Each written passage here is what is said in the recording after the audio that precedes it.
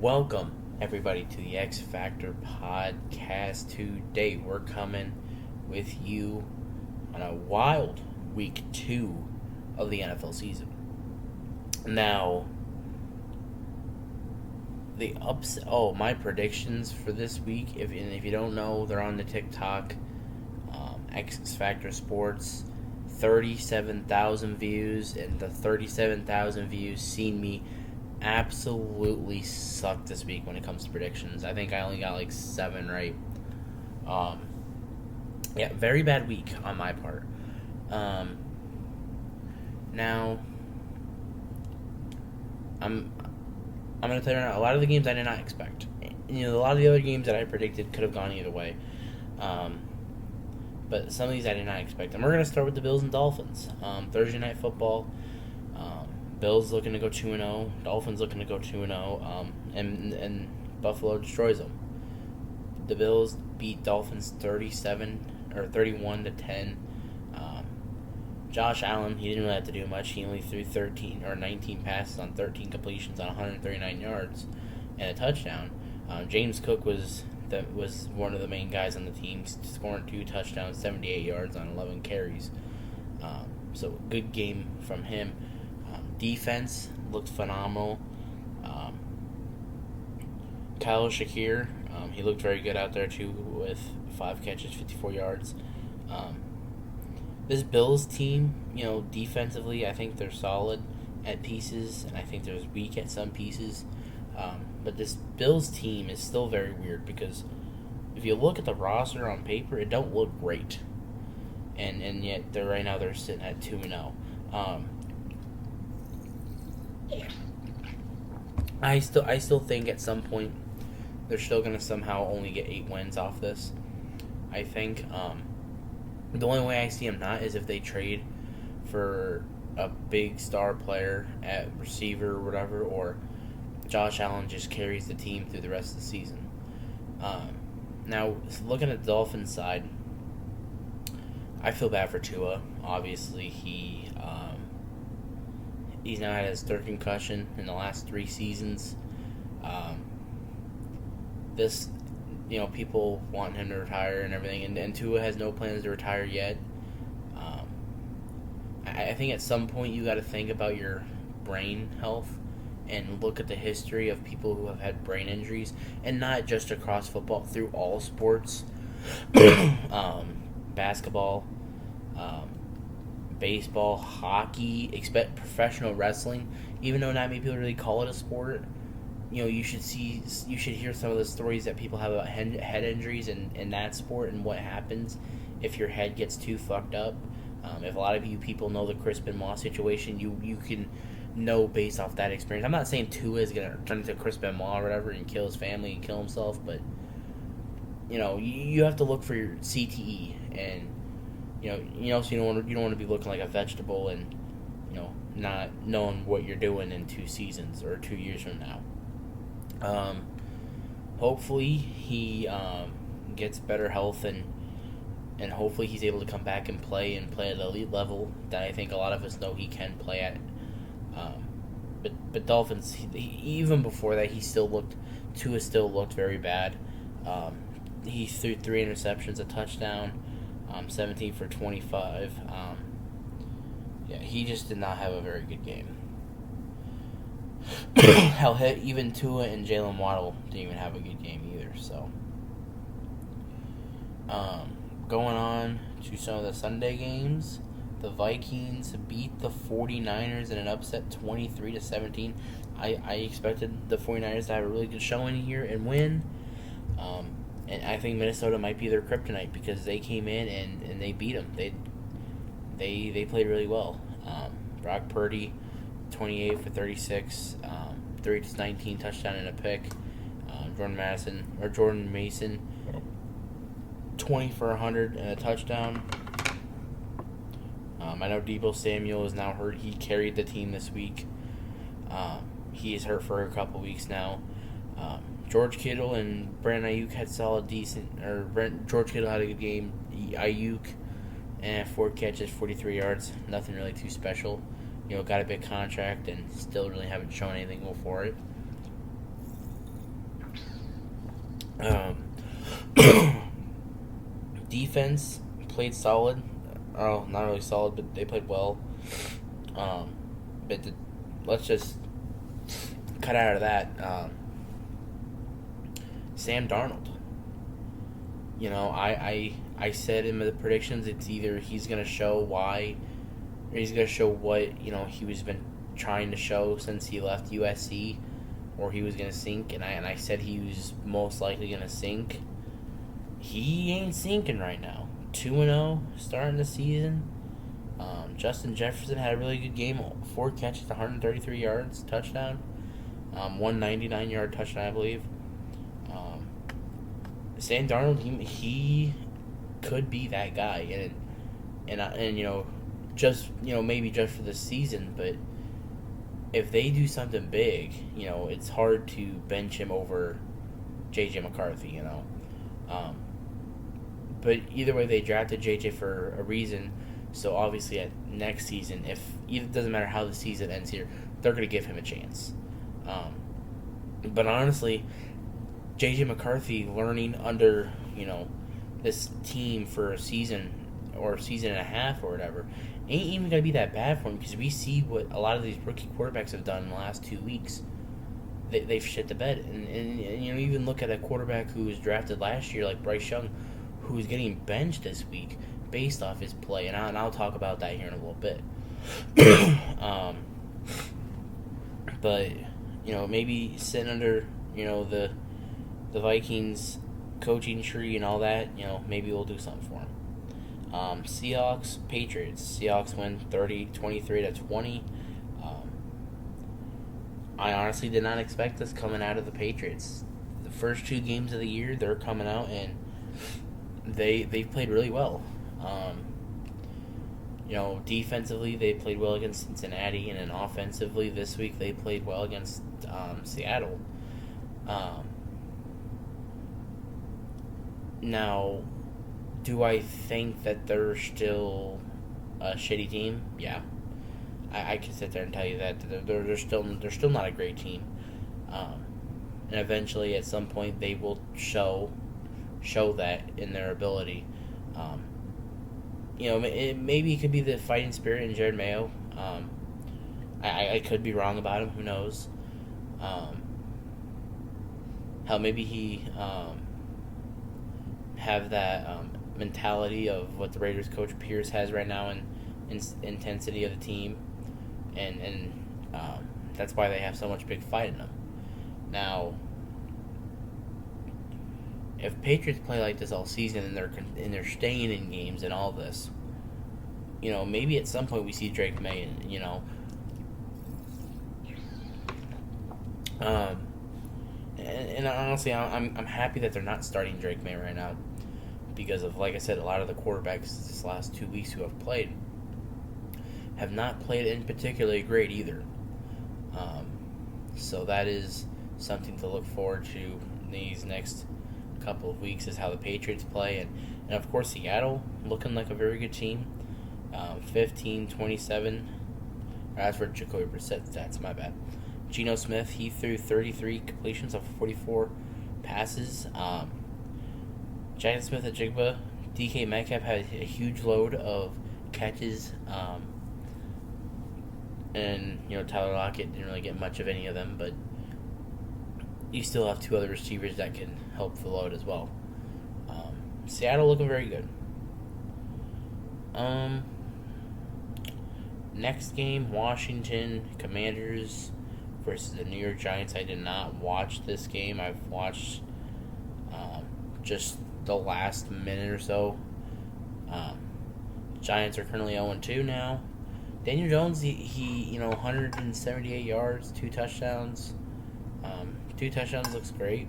The one interception, so that's pretty solid. Derek Singletary, 16 for 95, don't look too bad. Lake Neighbors, huge game, 10 catches, 127 yards, and a touchdown. That is the Lake Neighbors I think we should see out of him. And I said last week, if he plays like that and he demands a trade or whatever, unless something with Daniel Jones happens, I could see it happening if he plays like that and keeps them in games. Um, so that could be fun. All right, Chargers Panthers. I will talk about that one, and I'll talk about Bryce Young here in a minute. Chargers destroyed him. Justin Herbert didn't really do too much. J.K. Dobbins has been the force of the team. Um, he's played really well. 100-yard games the last 2 weeks. I expect him to do more of that once the season gets down.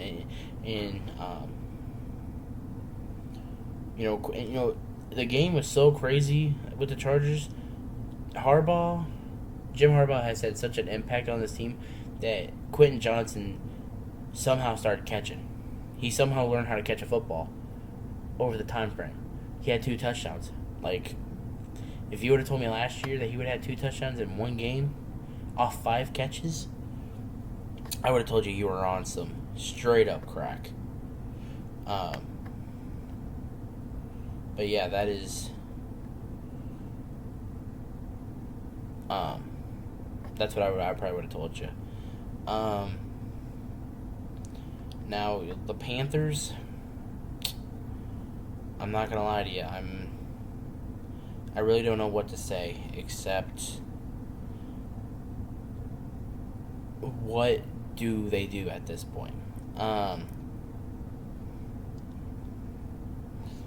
There's so many different things you can say about Bryce Young right now, but I'm still gonna be on his side a little bit here,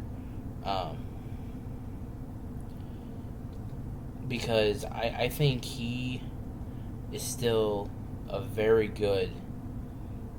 I think he's a good player. I just think he's on a really shitty team. And who knows, maybe some of it could be him. And if it is him, it's just how it has been. The history of Alabama quarterbacks have not been really, really well with some of these teams. But I really don't know.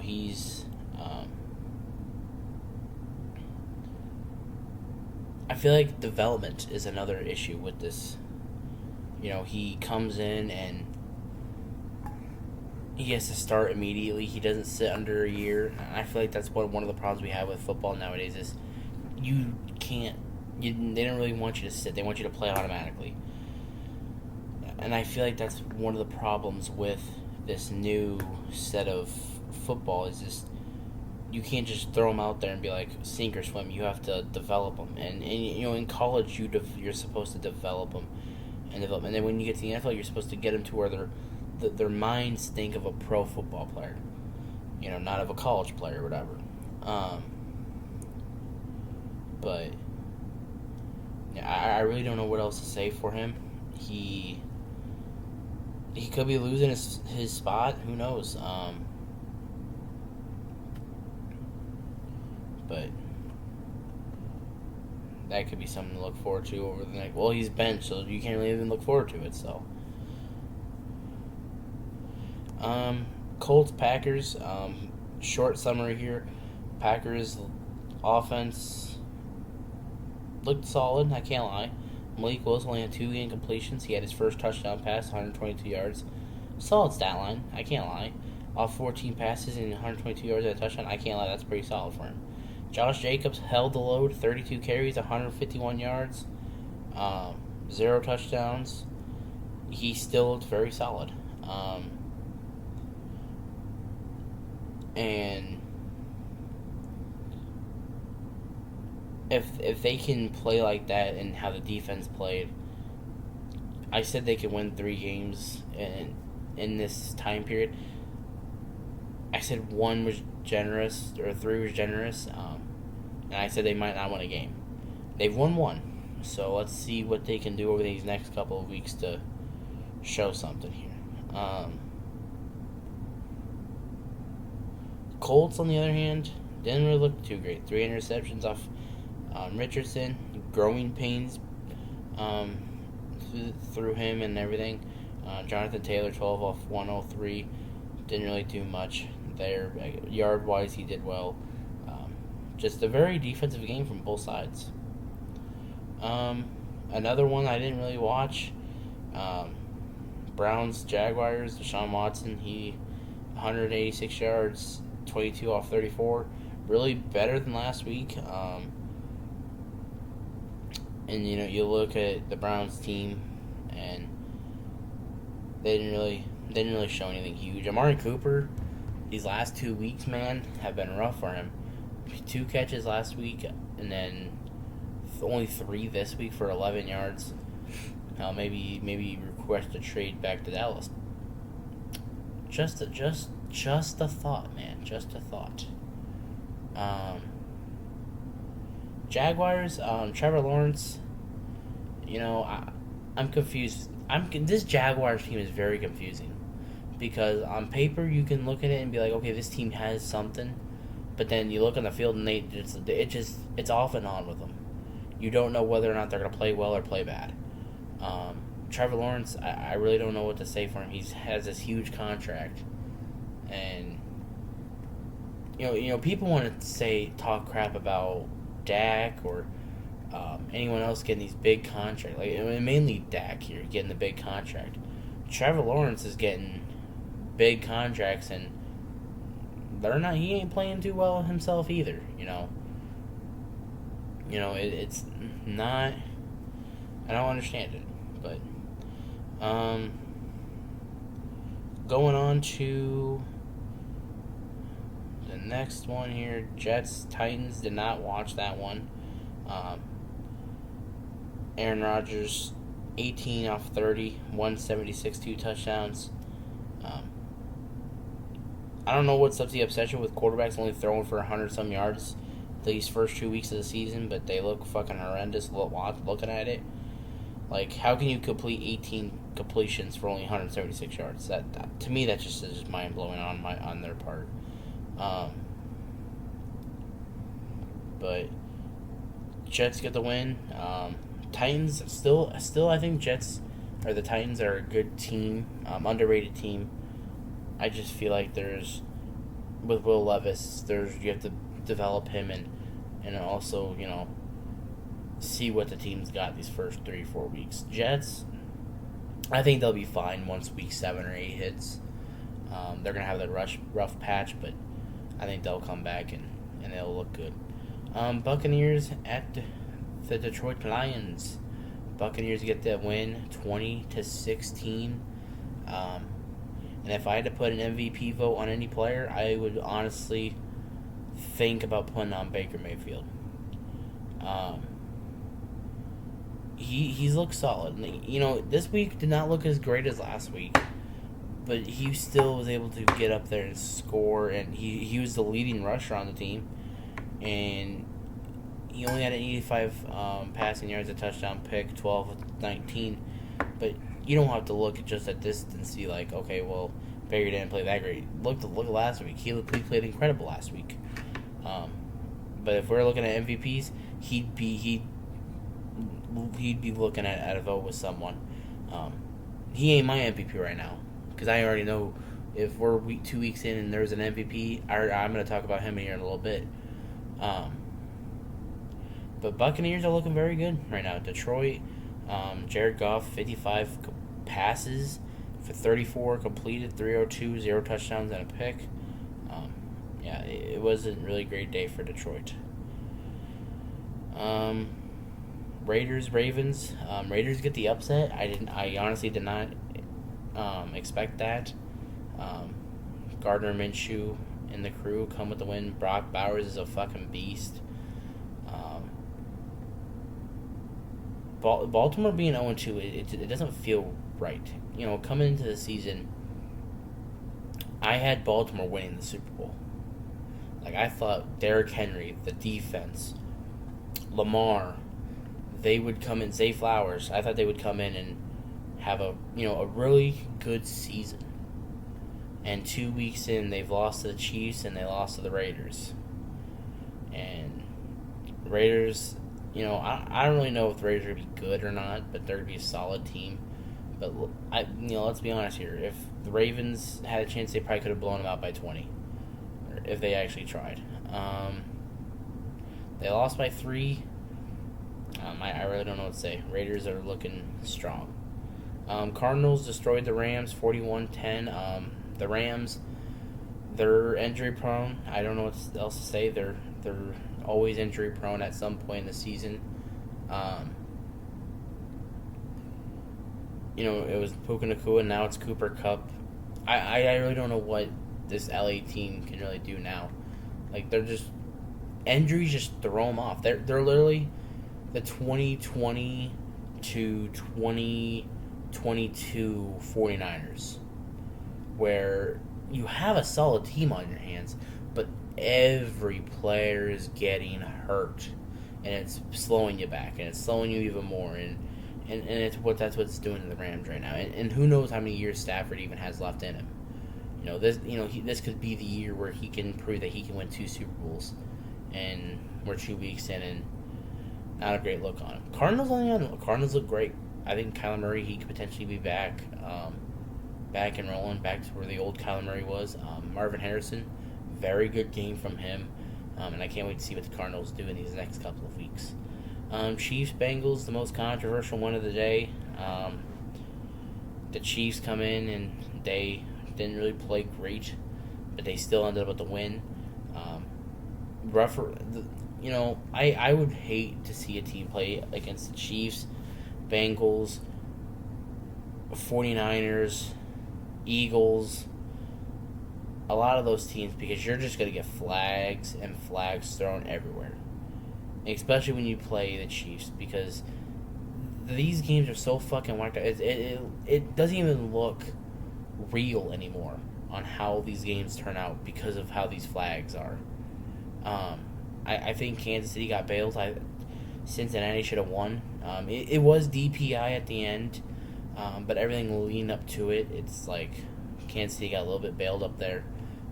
The pass interference call, I don't disagree with it. That should have been called, but everything else up to that point, it was just ugly. Talk about ugly. Steelers Broncos. Justin Fields looking all right, decent, nothing really huge from him. Bo Nix, he had a solid day. If you take the 2 interceptions away, he still had a solid day. 246, 20 for 35.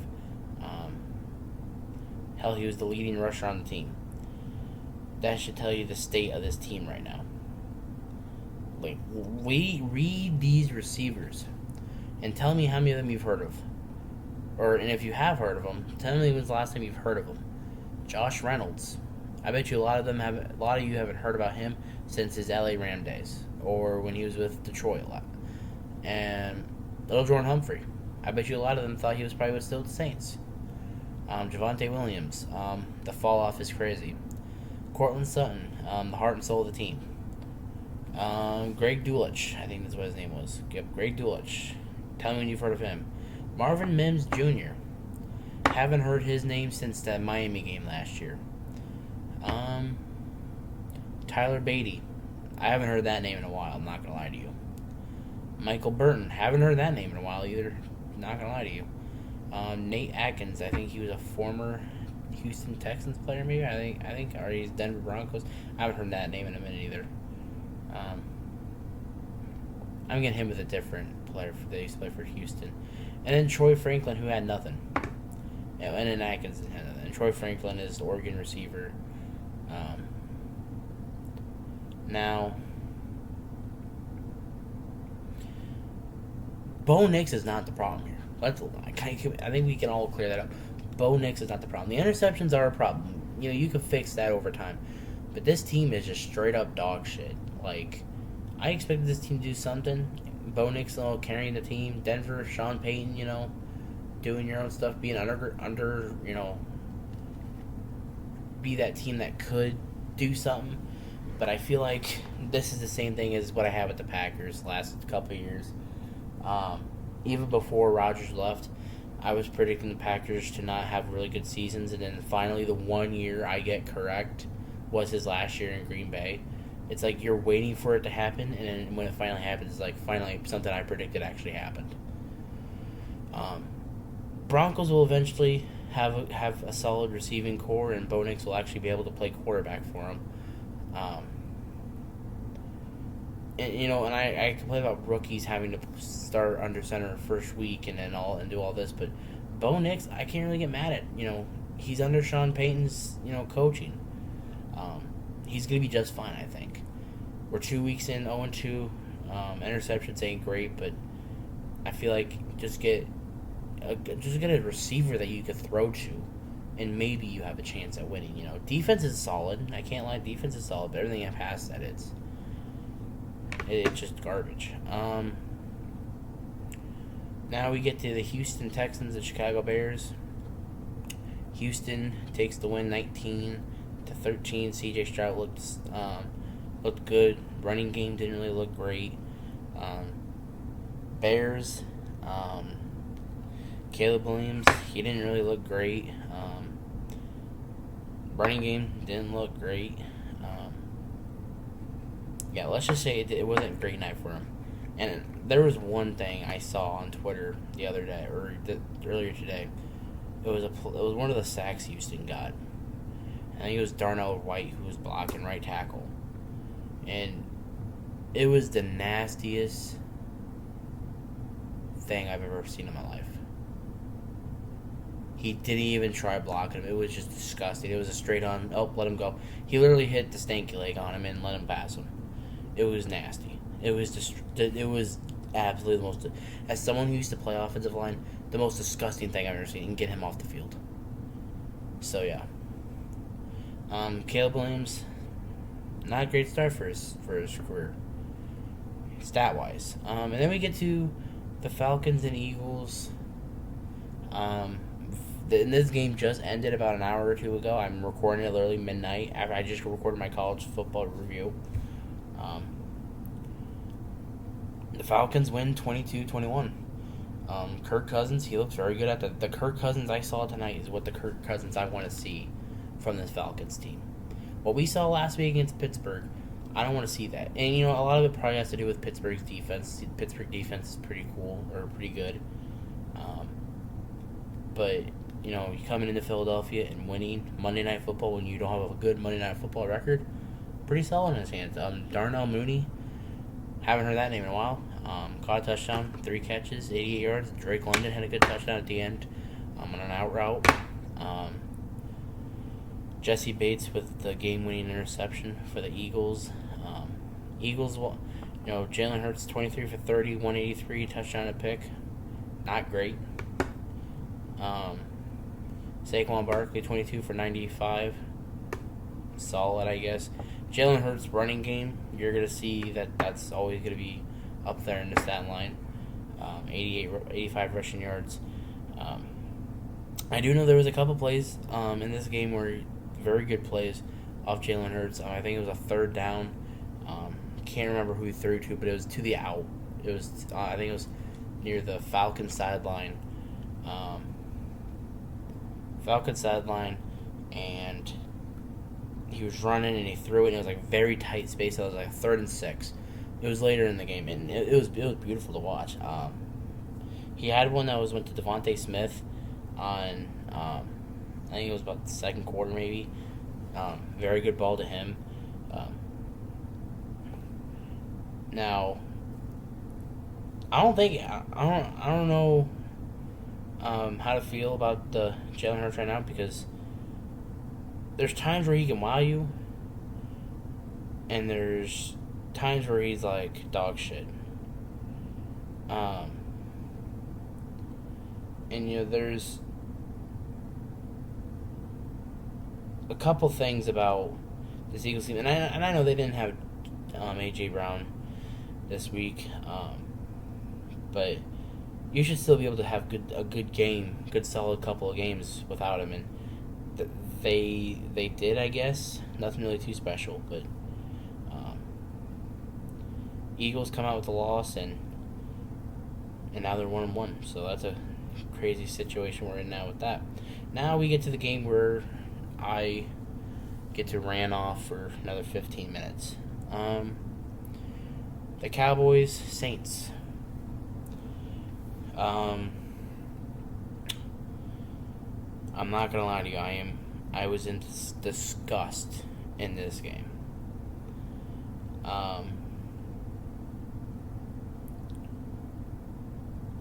The offensive coordinator for the Saints under the Shanahan coaching tree, he really put himself a good one this week because he has made the Saints look like Super Bowl contenders. Now I know they played the Panthers and they played, the Cowboys defense, which under the Shanahan coaching tree can really destroy their defense, even though I feel like it shouldn't. They still played really well. 6 touchdowns on the first 6 drives, touchdowns. It was absolutely disgusting. Derek Carr, 16 passes, 143 yards, 2 touchdowns, interception. If we're a couple weeks in, I'm calling Derek Carr the MVP. He's looking that great out there. Alvin Kamara looking really good, 20 carries, 115 yards, 3 touchdowns. Player of the game was him, obviously. It's just this offense is just so powerful. And defensive wise, I think they're still pretty solid. Now you talk about the Cowboys. Dak, 27 for 39, 293, touchdown and a pick, 2 picks. I still think Dak had a solid game. He threw 2 interceptions. One of them wasn't even his fault. The receiver falls down and it's intercepted. The other one was his fault. He threw straight triple coverage. Desperation time. That's how you know Dak's had. That's the one thing I've known about Dak Prescott and watching him. That's how you know that he's just like, fuck this game. He just throwing whatever he wants at that point. Running the ball, not great. They need to fix that. They need to get a running back in here that can show something here, that can give us some running room to prove that we can't only just pass and put the team on Dak's back every damn week. CeeDee Lamb, 4 catches, 90 yards. He had a good game. Jalen Tolbert, solid game from him. Brandon Cooks didn't really get seen there. Just a very bad game on this team's part here, especially defense. I really don't know what we were watching, but that was not the game that I expected to see. The Saints are still. I think Saints are a good team, and Dallas's defense is good. We've seen Dallas's defense. We've seen it last week. We've seen it many times over the last couple of years how good the defense can be. But when you get into a situation like that and you're playing the Shanahan coaching tree, you have to do something. You can't just when the defense gives up, they just literally give up. They don't even try. It's like there's no effort there. So you're getting paid all this money just to get beat up by a bunch of teams that actually want to win. I want to see different. I really want to see different out of this because it's giving me optimism about the rest of the season. Looking into the season, it's like, okay, there's some stuff that can really show that we can win. But 2 weeks in, we're already having this issue when it shouldn't be an issue. We should be up with these good teams every single week. We should be able to beat these teams. Dak has proven to beat good teams before. They still come up short defense, or Dak plays bad, or the offense just straight up just plays bad in general. And this one was nothing to do on Dak. Dak had there's no saying this was Dak's fault, because it wasn't. Dak had nothing to do with this loss. They scored on their first 5 drives, or 4 to 5 drives. And they still had 16 points at half. Now you would think at that point, like, maybe they could be winning right now, but no, they weren't winning. They were getting destroyed. Let's just be honest. Let's just be happy that the Saints slowed down on their scoring halfway through the game, and they had a chance to come back, and they just at that point, offense is just like, fuck it. So next week is gonna be fun to watch. My predictions for next week's game will be on TikTok, X Factor Sports. It'll be right there. Same logo as the YouTube. Not the same as the TikTok though. The TikTok one I changed about a week ago, about a week or two ago. So, y'all stay blessed. Have a good one. Stay out of drugs.